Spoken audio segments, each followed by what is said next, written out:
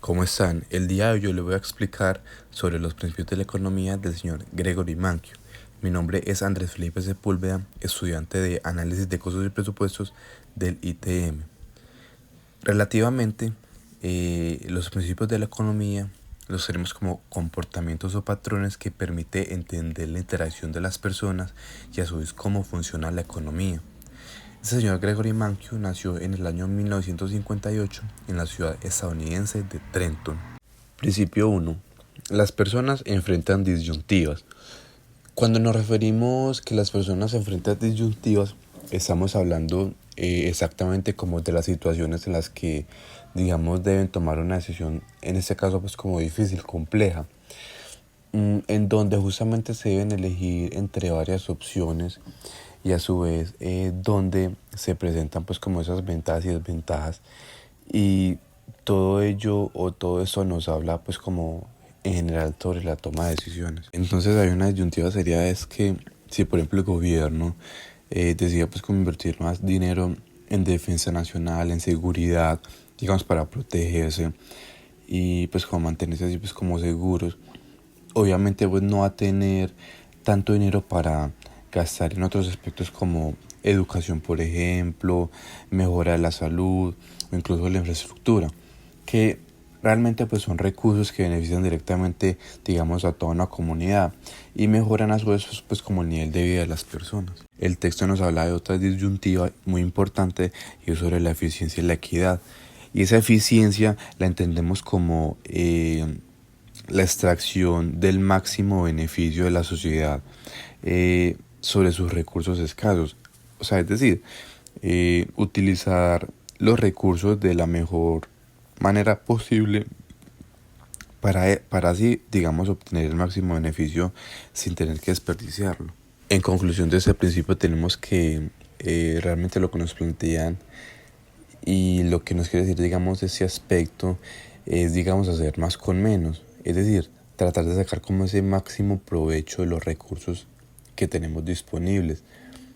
Y saber, digamos, que es muy clave, digamos, para una comunidad, para un territorio, digamos que en este caso enfrentan escasez de recursos. Por eso es muy importante reconocer, digamos, las disyuntivas que se enfrentan en la vida, porque pues muy probablemente los individuos solo pues tomarán decisiones adecuadas, pero si comprenden cuáles son las opciones que tienen. Principio 2. El costo de una cosa es aquello a lo que se renuncia para obtenerlo. Lo anterior lo que nos habla es cómo las personas toman decisiones, especialmente cuando enfrentan, digamos, todo tipo de disyuntivas, es decir, situaciones en las que deben elegir entre pues varias opciones en este caso, y cada una con sus ventajas y desventajas. En este caso, cuando una persona, digamos, tiene que tomar una decisión, enfrenta una disyuntiva o a su vez una, digamos, alternativa, porque debe elegir entre diferentes opciones. Y sabemos que cada opción tiene su costo y su beneficio, que en este caso hay que entrar a evaluar. En este principio tenemos lo que es costos y beneficios, ¿cierto? Tenemos pues que como costos nos representa que ese sacrificio que se realiza, digamos, al elegir una opción en lugar de otra, ¿cierto? Es decir, ¿qué nos quiere decir lo anterior? Que, digamos, ese costo no siempre va a ser, digamos, monetario, sino que también puede ser tiempo, por ejemplo, esfuerzo, e incluso son también oportunidades perdidas. Y esos beneficios es lo que, digamos, se gana al tomar una decisión en particular. Por ejemplo, no sé, una mejora de calidad de vida, valor económico, por ejemplo, e incluso bienestar social. Lo interesante es que estos dos conceptos juntos nos dan como resultado un nuevo término que son costos de oportunidad, y allí es como lo que se sacrifica con objeto de obtener algo. Por eso Mankiw en su libro resaltaba la importancia, digamos, del concepto de costo de oportunidad, y es que ese costo de oportunidad es lo que se pierde, digamos, al elegir una opción sobre otra. Es decir, más desglosado, es cuando, digamos, tomas una decisión, pero no solo consideras los costos directos, que en este caso sería pues como el dinero, sino también lo que renuncias, digamos, al elegir esa opción. Principio 3. Los economistas generalmente suponen que los individuos son racionales. Ahora bien, ¿qué es una persona racional? La entendemos como una persona que toma decisiones, digamos, conscientes, pero a la vez pensando como en las consecuencias que trae consigo esas decisiones. Y si lo hablamos, digamos, en términos más sistémicos, es más una persona, digamos, racional que actúa de una manera más ordenada y sigue pues como es un proceso lógico y se centra pues como en un plan estratégico, digamos, que le ayude pues como a cumplir su objetivo y a cumplir sus metas. Y es allí cuando nos centramos, digamos, en los cambios marginales, en esos pequeños ajustes adicionales que, digamos, se le hacen a un plan estratégico o un plan de acción, digamos, y es como la forma de ajustar, digamos, lo que ya está en funcionamiento, pero teniendo en cuenta que no se puede pues como alterar completamente ese direccionamiento o digamos el enfoque de la estrategia. El texto también nos habla de un valor marginal y lo que nos dice es a cuánto valoramos, digamos, la unidad adicional de un bien, o sea, lo que adquirimos.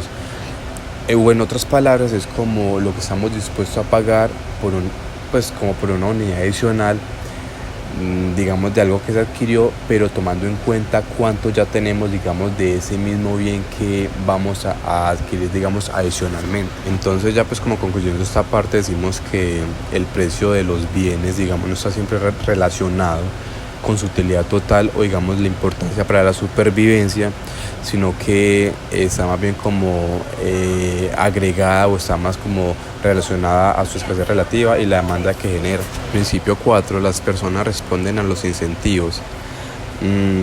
¿Qué es un incentivo? Pues para empezar, tenemos que es como algo que induce a las personas, digamos, a actuar y puede ser una recompensa o a su vez también puede ser un castigo. Es decir, ¿qué nos quiere decir esto? Que las personas racionales, digamos, responden a los incentivos debido a que muchas veces ellos o ellas toman, digamos, decisiones comparando los costos y los beneficios.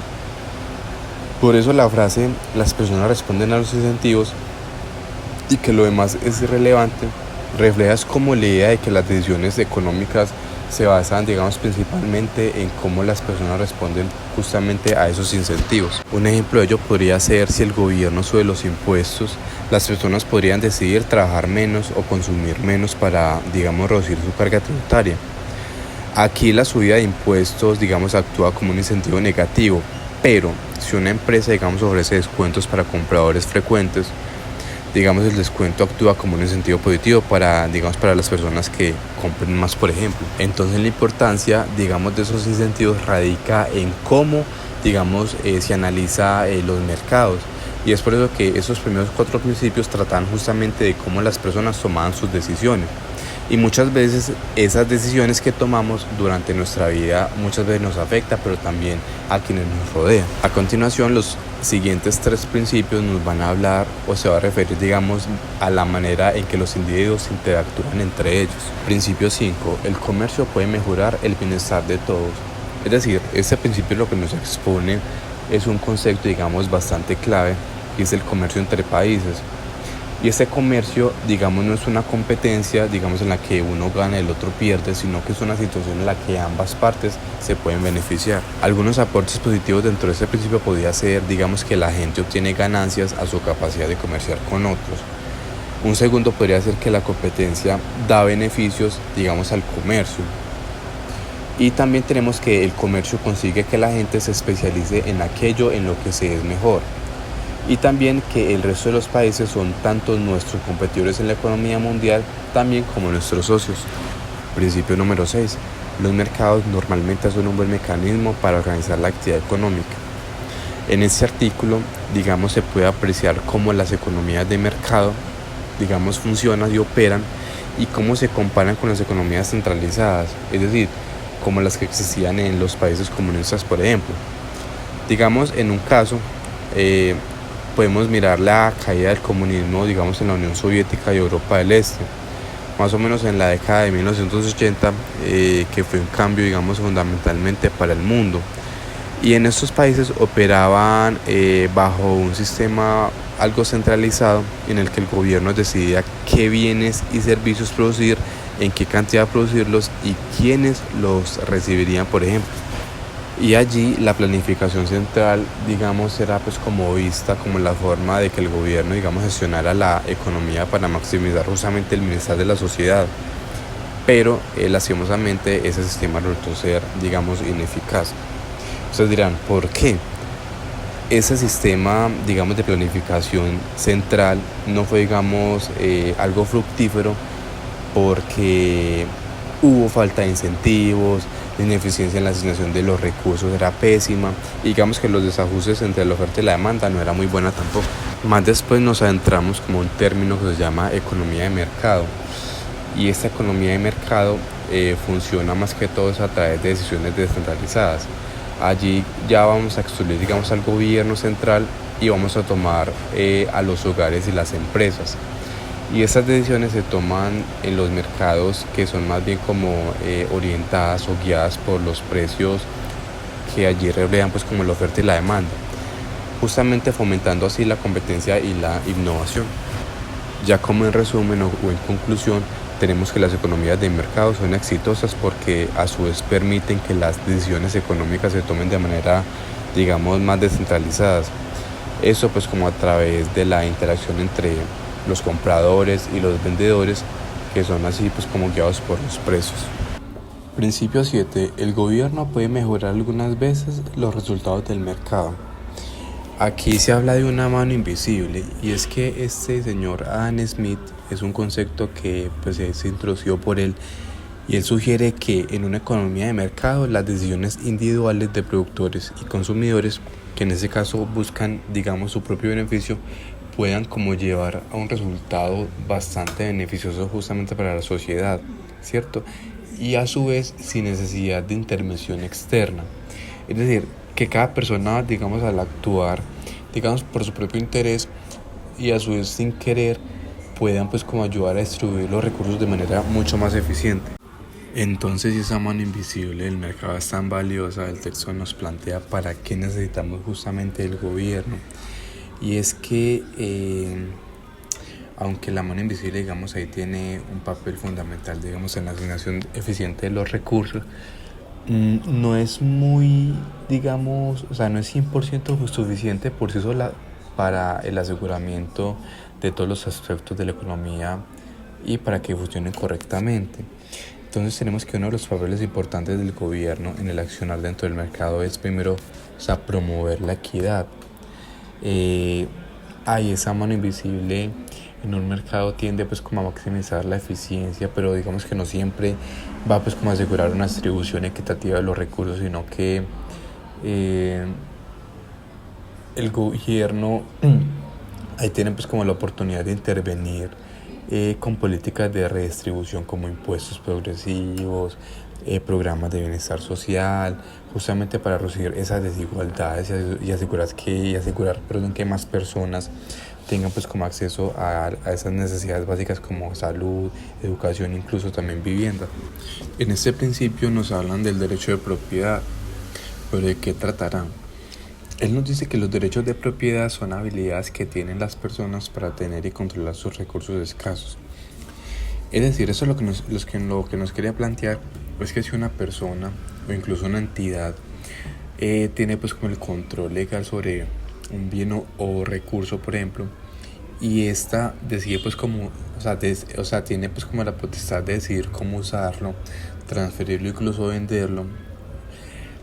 Estos derechos lo que le aseguran al propietario es justamente darle pues como la potestad de decirle a la persona qué hacer con ese recurso, por ejemplo, digamos, sin que haya pues como intervención de terceros, sin que haya pues como transferencia de otros. Pero esto siempre y cuando no se viole pues como las leyes o los derechos de otras personas. Principio 8. El nivel de vida de un país depende de la capacidad que tenga para producir bienes y servicios. El texto aquí nos planteaba que la diferencia en el nivel de vida que existe entre los distintos países del mundo es incluso llamar la atención. Y aquí hablamos sobre las grandes diferencias, digamos, en el nivel de vida entre los países, y justamente cómo estas diferencias pueden explicarse principalmente por la productividad de cada país. Entonces el texto hoy nos presenta unos datos importantes del año 2018, donde nos ilustra diferencias de ingresos entre varios países. Entre ellos tenemos Estados Unidos, donde el ingreso promedio anual era de aproximadamente $47,000. En México el ingreso promedio era cerca de los $10,000. En Nigeria el ingreso promedio era de solo $1,400. Entonces, ¿qué nos quiere decir estos datos? Estas diferencias justamente en los ingresos reflejan ahí no solamente pues como esas diferencias en la cantidad de dinero que las personas ganan, sino también como en otros indicadores de nivel de vida, como está el acceso a bienes y servicios, como por ejemplo más televisores, por ejemplo, automóviles, o quizás más mejor alimentación. Y también está pues como la calidad de vida, donde está un mejor sistema de salud, mayor esperanza de vida, etc. Aquí la productividad se refiere como a la cantidad de bienes y servicios que un trabajador puede, digamos, producir en un tiempo determinado. Entonces, por ejemplo, aquí los países con alta productividad tenemos el ejemplo de Estados Unidos, donde allí los trabajadores, digamos, pueden producir más bienes y servicios por horas de trabajo. Y eso lo que les permite es ganar más dinero y tener un nivel de vida mucho más alto. Y esos países con baja productividad,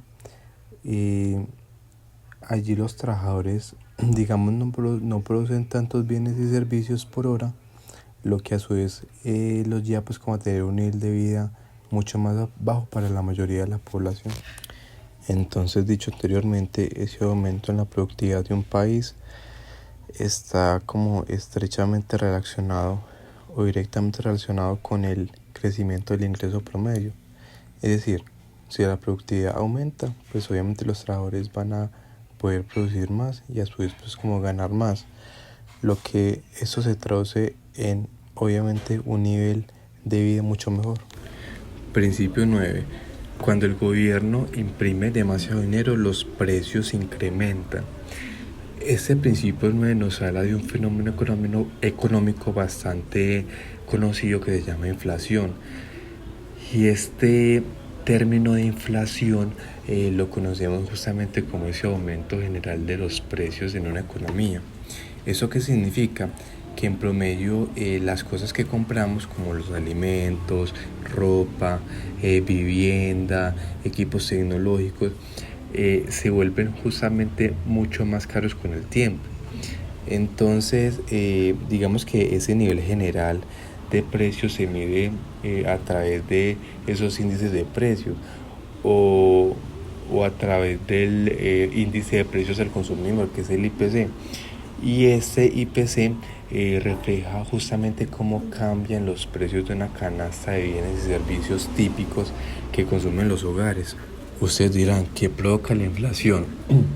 Sabemos que muchas veces, en la mayoría de los casos, en que la inflación es alta y se mantiene, digamos, alta por un tiempo, el culpable justamente de ese problema, de ese fenómeno, es el aumento en la cantidad de dinero que está pues como en circulación.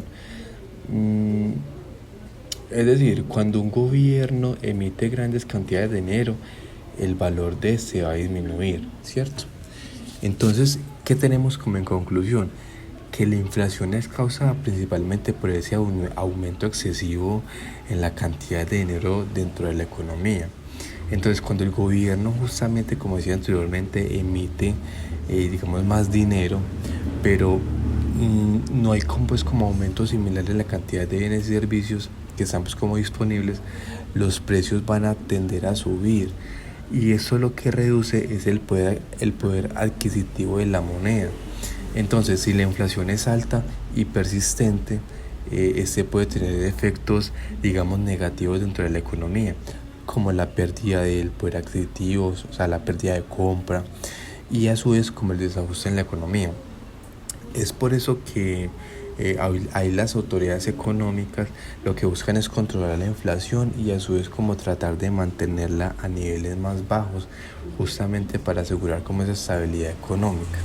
Principio 10. La sociedad enfrenta a corto plazo una disyuntiva entre inflación y desempleo. Aquí el texto nos explica de manera pues muy detallada cómo justamente el aumento de la cantidad de dinero dentro de una economía afecta tanto a ese fenómeno de la inflación como también al desempleo. Y aquí especialmente la afecta es a corto plazo. Entonces aquí la idea central es que aunque a largo plazo un aumento, digamos, en la cantidad de dinero tiende pues como a generar inflación, a corto plazo sus efectos son más complejos y ello puede pues como implicar tanto inflación como reducción del desempleo. Entonces, aunque algunos economistas todavía cuestionan esas ideas, la mayoría acepta que a corto plazo la sociedad puede pues como enfrentar una disyuntiva entre inflación y desempleo. ¿Y eso qué significa o qué nos quiere decir? Que en un periodo de más o menos 1 o 2 años, varias de las políticas económicas influyen en la inflación y el desempleo, digamos, en sentidos contrarios. Sabemos pues que la inflación es como el aumento generalizado de los precios de los bienes y servicios, y ahí entramos como ese término de desempleo, y es como la cantidad de personas que no tienen trabajo pero que están buscando, digamos, activamente empleo. Entonces, una disyuntiva dentro de ese principio sería si un gobierno, digamos, implementara políticas públicas justamente para reducir el desempleo, como, no sé, aumentar el gasto público, por ejemplo, bajar las tasas de interés, y estas políticas pueden estimular la economía.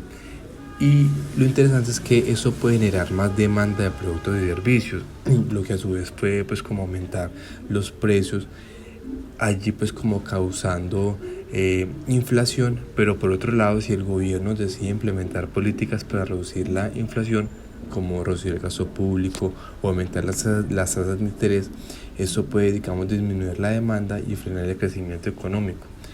Eso a su vez pues podría aumentar el desempleo. Entonces, en este principio número 10, el objetivo pues era pues como reducir incluso esa barrera del desempleo, ese fenómeno, pero había pues como un temor de que esas políticas pudieran pues como llevar a largo plazo a un aumento excesivo de la inflación. Entonces tenemos como conclusión que a corto plazo el aumento de la cantidad de dinero puede generar, digamos, un aumento en el gasto y la demanda de bienes y servicios, lo que puede estimular la producción y reducir justamente el desempleo. Sin embargo, si esta demanda aumenta demasiado, sin un aumento así pues como proporcional dentro de la producción, los precios de los bienes y servicios podrían subir, y eso generaría inflación. Entonces, por lo tanto, los gobiernos lo que deben hacer es balancear cuidadosamente sus políticas, justamente para evitar que el aumento de la inflación se convierta en un problema. A continuación, yo les voy a plantear los aspectos más importantes del libro Los Principios de la Economía del señor Gregory Mankiw, y en esos tenemos los siguientes. Tenemos como primero la toma de decisiones, donde las personas se enfrentan a disyuntivas, es decir, a la necesidad de elegir entre dos o más opciones. Y tenemos también que las personas racionales piensan en términos marginales, es decir, en el impacto de un cambio pequeño. Tenemos como segundo los incentivos, en donde los individuos responden a los incentivos como precios, impuestos y tarifas. Tenemos tercero el comercio. El comercio puede mejorar el bienestar de todos. Tenemos el cuarto, que serían los mercados, donde los mercados son un buen mecanismo para organizar la actividad económica, y los mercados se organizan la economía. Tenemos el quinto, que nos habla del Estado, y el Estado puede mejorar a veces los resultados del mercado. Economía y vida cotidiana. La economía la entendemos como el estudio de cómo la sociedad administra sus recursos. Y tenemos como conclusión que durante ese pasaje por los principios de la economía de Gregory Mankiw, puedo concluir que los mercados son un mecanismo eficiente para organizar la actividad económica. También señala que el comercio beneficia a la sociedad, ya que permite la especialización en las ventajas comparativas. Esa sería pues como mi exposición el día de hoy. Espero que les haya pues como quedado muy claro el tema sobre los principios de la economía de este señor Gregory Mankiw.